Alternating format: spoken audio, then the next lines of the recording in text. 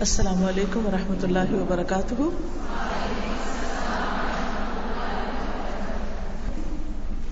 نحمده ونصلي على رسوله الكريم، اما بعد فاعوذ باللہ من الشیطان الرجیم، بسم اللہ الرحمن الرحیم، رب اشرح لي صدری ويسر لي امری واحلل عقدۃ من لسانی یفقهوا قولی۔ کل ہم نے بچوں کے بارے میں پڑھا تھا، ہم اور ہمارے بچے۔ پہلے ہم نے یہ دیکھا کہ ہم کون ہیں، مسلمان ہیں، اور ہم اپنے بچوں کے بارے میں کیا چاہتے ہیں کہ وہ بھی اچھے مسلمان بنے۔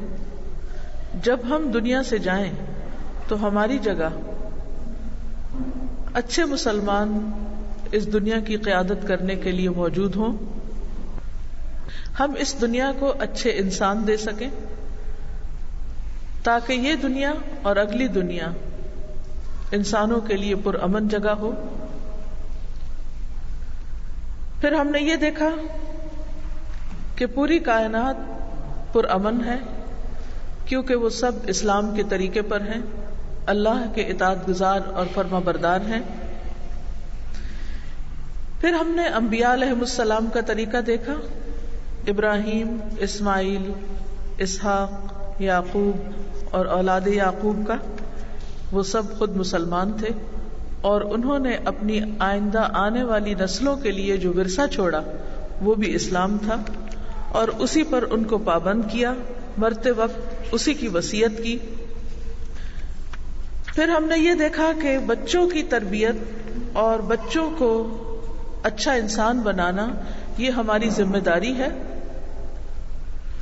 ہمیں اس ذمہ داری کو قبول کرنا ہے، اس ذمہ داری کے بارے میں سوال کیا جائے گا، حساب ہوگا، اور یہ ذمہ داری ہماری صرف ہمارے اپنے ہی بچوں کے بارے میں نہیں بلکہ معاشرے کے اندر جتنے بھی بچے ہیں وہ بھی ہماری ذمہ داری پر ہیں۔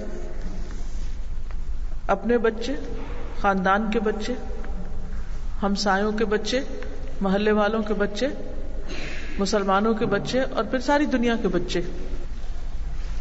بچے فطرت پر ہوتے ہیں، اللہ تعالیٰ ان کو مسلمان پیدا کرتا ہے۔ یہ ان کے والدین، ان کا ماحول اور ان کی سوسائٹی ہوتی ہے کہ جو انہیں اسلام سے دور کر دیتی ہے، ان کی فطرت کو مس کر دیتی ہے۔ اس کے لیے ہم سب کو کوشش کرنا ہے کہ وہ اپنی اس اصل فطرت پر رہیں، ایسے کام کریں کہ جس سے اللہ راضی ہو۔ پھر بچوں کی تربیت میں سب سے پہلی چیز یہ کہ شادی کے موقع پر اچھی ماں کا انتخاب کیا جائے، نیک، دیندار، با اخلاق عورت کا انتخاب کیا جائے، کیونکہ ایک عورت ایک پوری نسل کو یا بناتی ہے یا بگاڑتی ہے۔ پھر یہ کہ بچوں کو ذمہ داری سمجھنے کا مطلب ان کو صرف کوئی مصیبت یا پاؤں کی زنجیر یا گلے کا توق سمجھنا مقصود نہیں، بلکہ بچے ہماری دنیا اور آخرت میں کامیابی کا ذریعہ بھی ہیں، جنت میں داخلے کا ذریعہ ہیں،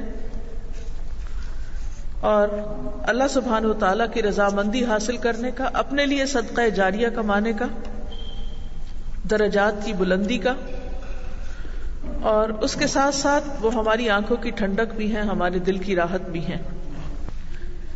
یہ تو تھا کل کا ریکیپ۔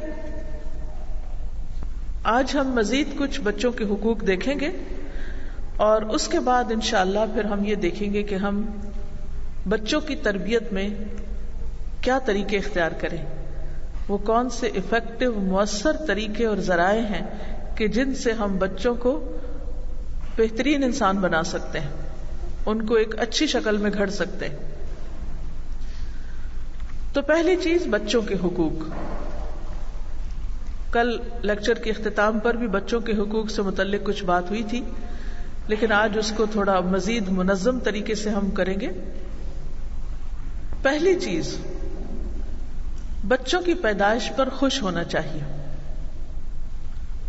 کسی بھی ماں کو بچے کو کنسیو کرنے کے بعد غمگین نہیں ہونا چاہیے، پریشان نہیں ہونا چاہیے، بلکہ اللہ کا شکر ادا کرنا چاہیے کیونکہ انسان کو جتنی بھی نعمتیں ملتی ہیں ان میں سب سے قیمتی اور بہترین نعمت بچوں کی نعمت ہے، انسان کی نعمت. باقی چیزیں تو انسان بھی بنا لیتے لیکن بچے کسی فیکٹری میں نہیں بن سکتے. بچے آپ کی کوکھ سے ہی جنم لیں گے. اس لیے اللہ نے اگر آپ کو تخلیق کے کام کے لیے چنا ہے اور ایک امانت آپ کے سپرد کی ہے جو 3 پردوں کے اندر پرورش پا رہی ہے، تو اس پر فخر محسوس کیجیے، اس پر خوش ہو جائیے، اللہ کے شکر گزار بن جائیے.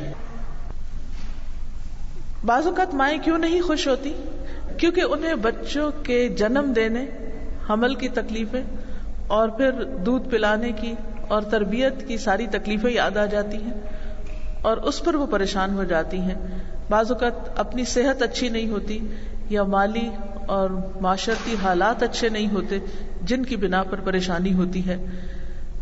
ایسے موقع پر پریشانی مسائل کو حل نہیں کرتی. صرف پریشان رہنا، غمگین رہنا، دکھی رہنا، ڈپریشن میں رہنا، اپنے آپ کو ملامت کرتے رہنا یا شوہر کو برا بھلا کہنا یا پھر اور لوگوں کو اپنا دشمن سمجھنا، یہ درست نہیں. مومن کو اگر ایک کانٹا بھی چبھتا ہے، صرف ایک کانٹا چبھتا ہے، تو اس پر بھی اس کے لیے اجر ہے. تو ماں کو اگر بچے کے حمل، رضاعت، تربیت میں کسی بھی قسم کی کوئی تکلیف پہنچتی ہے تو وہ اس کے لیے درجات کی بلندی کا ذریعہ ہے.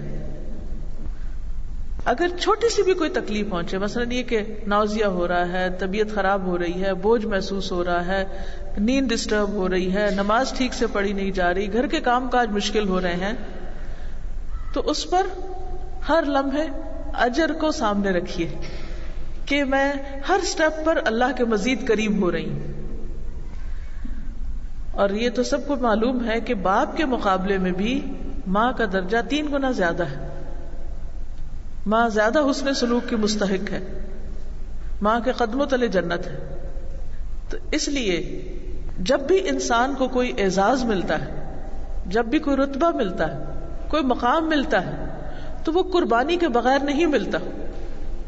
ہم بعض اوقات کسی کا کوئی مقام یا رتبہ بظاہر دیکھ کر بہت متاثر ہوتے ہیں، خوش ہوتے ہیں، اور ہم سمجھتے ہیں کہ ایک جمپ لگا کر ہم بھی وہاں پہنچ جائیں، کوئی شارٹ کٹ ہو اور فوراً سے ہم اس درجے پہ پہنچ جائیں. ایسا ہونا ممکن نہیں ہوتا. کسی بھی اونچی عمارت پر چڑھنے کے لیے آپ کو سیڑھیاں چڑھنا ہوگی یا کسی لفٹ پر بیٹھنا ہوگا. اب ہو سکتا ہے آپ کہیں کہ لفٹ تو 1 سیکنڈ میں پہنچاتی ہے، لیکن لفٹ لگانے میں تو بہت لمبی چوڑی مشقت کرنی پڑتی. ایک سیڑھی بنانے میں اتنے پیسے نہیں چاہیے ہوتے جتنے ایک لفٹ کے لگانے میں چاہیے ہوتے. تو کوئی قربانی ایک طرح سے ہوتی ہے، کوئی قربانی دوسری طرح سے ہوتی ہے، لیکن قربانی کے بغیر، کچھ خرچ کیے بغیر، کچھ دیے بغیر آپ پا نہیں سکتے. یہ فطرت کا ایک اصول ہے، آپ اس کے خلاف نہیں جا سکتے. اس لیے بچے کی پیدائش کے موقع پر صبر و تحمل اور برداشت سے کام لیں اور اس سارے عرصے کو خوشی خوشی گزاریں. اللہ کے ذکر میں، مفید اور مثبت سرگرمیوں میں. مجھے اچھی طرح یاد ہے کہ اپنے بیٹے کی پیدائش سے پہلے میں نے قرآن مجید کا باقاعدہ یہ ڈپلوما کورس کرانا شروع کر دیا تھا، اور میں قرآن کے پڑھنے اور پڑھانے میں اس قدر مشغول تھی کیونکہ وہ پہلا کورس تھا. obviously میرا اتنا ایکسپیرینس نہیں تھا، مجھے بہت زیادہ پڑھنا پڑتا تھا. اب بھی خیر پڑھنا تو ہوتا ہے، لیکن اس وقت 17 سال پہلے کچھ زیادہ مشقت تھی. میں اس میں ذہنی طور پر، دلی طور پر، عملی طور پر اتنی مشغول تھی کہ آخری دن تک مجھے یہ سوچنے کی فرصت نہیں ملی کہ میں نے کوئی بوجھ اٹھایا ہوا ہے یا میں کسی مشکل میں ہوں. اور آخری دن بھی میں نے 3/4 آف پارہ کلاس کو تفسیر سے پڑھائے تھے. میں صبح سے پڑھانے بیٹھی اور 3 رب پڑھا دیے. حالانکہ آخری دنوں میں لوگ کہتے ہیں بیٹھا نہیں جاتا ہے، سانس نہیں آ رہا. مجھے کچھ یاد نہیں کیا ہو رہا ہے، کیونکہ میرے سامنے ایک مشن ہے، ایک گول ہے، ایک مقصد ہے اور ایک خوبصورت مصروفیت ہے. قرآن کی نعمت ہے کہ جس نے ہر دکھ درد بھلوا دیا، اور اس کے اثرات میں اپنے بچے پر بھی دیکھتی ہوں کہ بڑی سے بڑی مشکل میں وہ بہت زیادہ کام ڈاؤن ہوتا ہے، اور یہ قرآن ہی کی برکت ہے. تو مائیں اگر مثبت مصروفیت رکھیں گی اور اس کو اللہ کی نعمت قرار دیں گی اور صبر و تحمل سے کام لیں گی تو انشاءاللہ بہت سی چیزیں بہت مشکل ہونے کے باوجود خوشگوار ہو جائیں گی. اور پھر پیدائش کا دن آتا ہے، پیدائش کا مرحلہ آتا ہے جو واقعی تکلیف دہ ہے. قرآن مجید میں جب عیسیٰ علیہ السلام کی ولادت ہو رہی تھی اور جو کچھ مریم علیہ السلام پر گزر رہا تھا، اس کی سورۃ مریم میں بہت خوبصورت تفصیل بتائی گئی، اور کس طرح اللہ تعالیٰ نے ان کے لیے سہولت پیدا کی اور کس طرح اللہ تعالیٰ نے ان کو چنا. اور چننے کی وجہ کیا تھی کہ انہوں نے عیسیٰ علیہ السلام کو جنم دیا تھا ایک خاص معجزے کے طریقے پر. تو ہر بچے کا پیدا ہونا اس کائنڈ آف میریکل، ایک معجزہ کہ کتنی تنگ جگہ سے کہاں سے اللہ تعالیٰ ایک زندگی کو نکالتا ہے. تو پیدائش پر خوش ہونا چاہیے، شکر ادا کرنا چاہیے. نبی صلی اللہ علیہ وسلم کی سنت سے بھی یہ بات ہمیں معلوم ہوتی ہے. اسماء بنت ابی بکر کہتی ہیں کہ وہ عبداللہ بن زبیر سے مکہ ہی میں حاملہ ہو گئیں. انہوں نے کہا کہ پھر میں جب ہجرت کے لیے نکلی تو ولادت کا وقت قریب تھا، یعنی ہجرت کے لیے جا رہی ہیں کئی 100 میل دور مکہ سے مدینہ اور بالکل آخری دنوں پر ہیں. ان کے سامنے بھی ایک مشن ہے، ایک گول ہے. حالانکہ اس وقت سفر کرنے سے سب روکتے، جہاز پہ لوگ نہیں بیٹھنے دیتے، اور وہ اونٹ پہ بیٹھ کے جا رہی ہیں. کتنا مشقت کا سفر ہوگا. کہتے کہ مدینہ منورہ پہنچ کر میں نے پہلی منزل قباء میں کی، یعنی قباء میں رکی، اور یہی عبداللہ بن زبیر پیدا ہو گئے. بالکل آخری دنوں پہ تھی. میں نبی صلی اللہ علیہ وسلم کی خدمت میں بچہ گود میں لے کے حاضر ہوئی. آپ نے اسے اپنی گود میں لے لیا، آپ نے کھجور طلب فرمائی، پھر آپ نے کھجور سے تحنیک کی. تحنیک کہتے ہیں کھجور کو چبا کے اس کو بالکل نرم کر کے بچے کے تالو پر لگانا. چنانچہ پہلی چیز جو بچے کے پیٹ میں گئی وہ رسول اللہ صلی اللہ علیہ وسلم کا لعاب دہن تھا، اور اس کے لیے برکت کی دعا فرمائی. یہ سب سے پہلا بچہ اسلام میں پیدا ہوا، یعنی ہجرت کے بعد مدینہ میں پیدا ہوا، یہ مراد ہے. صحابہ کرام اس سے بہت خوش ہوئے، کیونکہ یہ افواہ پھیلائی جا رہی تھی کہ یہودیوں نے مسلمانوں پر جادو کر دیا ہے، اس لیے تمہارے یہاں اب کوئی بچہ پیدا نہیں ہوگا، یعنی تم لوگوں کی کوئی نسل نہیں ہوگی، آگے نہیں بڑھے گی. تو عبداللہ بن زبیر کا پیدا ہونا صرف ان کے والدین کے لیے نہیں بلکہ سب مسلمانوں کے لیے خوشی کا باعث تھا. تو اس سے پتہ چلتا ہے کہ بچے کی خوشی میں صرف ماں باپ ہی نہیں، پورے خاندان کو، دوست احباب رشتہ دار سب کو شریک ہونا چاہیے، مبارکباد دینی چاہیے، بچے کے لیے دعا کرنی چاہیے. اور پھر جہاں تک تحنیک کا تعلق ہے تو تحنیک کسی نیک انسان سے دلوانی چاہیے. حضرت انس سے روایت ہے کہ جب ام سلیم کے ہاں بچے کی ولادت ہوئی تو ام سلیم نے مجھ سے کہا، انس ان کے بیٹے ہیں، اے انس اس بچے کا دھیان رکھو، یہ بچہ کوئی چیز اس وقت تک نہ کھائے جب تک کہ اس بچے کو نبی صلی اللہ علیہ وسلم کی خدمت میں نہ لے جایا جائے، اور آپ اپنے منہ میں کوئی چیز چبا کر اس بچے کے منہ میں نہ ڈالیں، یعنی پہلا لعاب آپ ہی کا اس بچے کے اندر جائے. تو اس سے پتہ چلتا ہے کہ صحابیات کو اس بات کی کتنی حرص ہوتی تھی. ہمارے ہاں لوگ بعض اوقات یہ سمجھتے ہیں کہ تحنیک کبھی بھی کروائی جا سکتی ہے. تحنیک ہوتی ہے پہلے دن کا پہلا کھانا یا پانی یا وٹ ایور، شہد ہو سکتا ہے، کھجور ہو سکتی ہے، کیونکہ نبی صلی اللہ علیہ وسلم نے کھجور سے تحنیک کی تھی. اس کا مطلب نہیں کہ پوری کھجور بچے کے منہ میں ڈال دی جائے، یعنی اس کو چبا کے بالکل باریک پانی کی طرح کر کے اور بچے کو تھوڑی سی چٹا دی جائے. اس کے اپنے اثرات ہوتے ہیں. پھر یہ ہے کہ بچے کا اچھا نام رکھا جائے. رسول اللہ صلی اللہ علیہ وسلم نے فرمایا، رات میرے ہاں ایک بچے کی پیدائش ہوئی، میں نے اس بچے کا نام اپنے والد ابراہیم کے نام پر رکھا ہے. یعنی خاص طور پر آپ نے یہ مینشن کیا کہ اس کا نام ابراہیم رکھا ہے اور پھر اپنے والد کے نام پر رکھا ہے. تو اچھے نام سے مراد دو چیزیں، ایک تو یہ کہ میننگ اچھا ہو، دوسرا یہ کہ کسی اچھی شخصیت کے نام پر ہو. مثلا جب ہم پیغمبروں کے نام رکھتے ہیں یا صحابہ کرام کے یا مشہور اسلامی شخصیات کے، تو اس کا بچے کی پرسنالٹی پر اثر پڑتا ہے. بچہ جب وہ نام سنتا ہے اور جب بڑے ہو کر ان خاص پیغمبر